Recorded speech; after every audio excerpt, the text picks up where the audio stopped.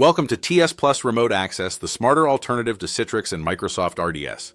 In this tutorial, we'll walk you through assigning applications to users. Let's dive in. Let's get started by adding an application to TSplus Remote Access. Open the Admin tool and navigate to the Applications tab. Here, you can add applications that users will be able to access remotely.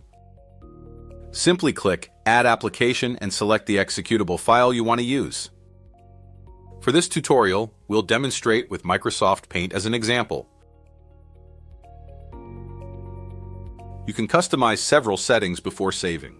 Edit the display name field to define how the application appears on the user's desktop.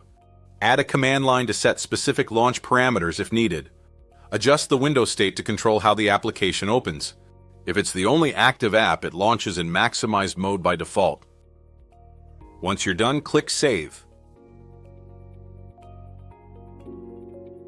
Now let's assign the application to a user. Click its icon and select Assign Application. Decide who gets access by selecting from all authenticated users, a specific user, or a user group.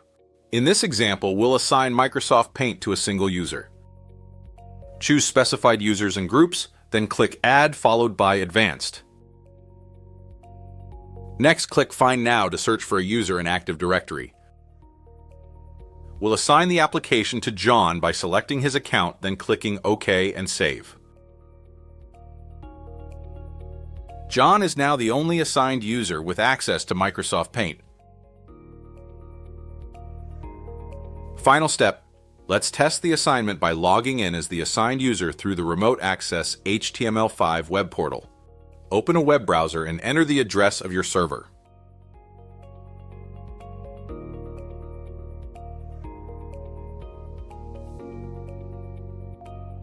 Next, log in with the assigned user's credentials.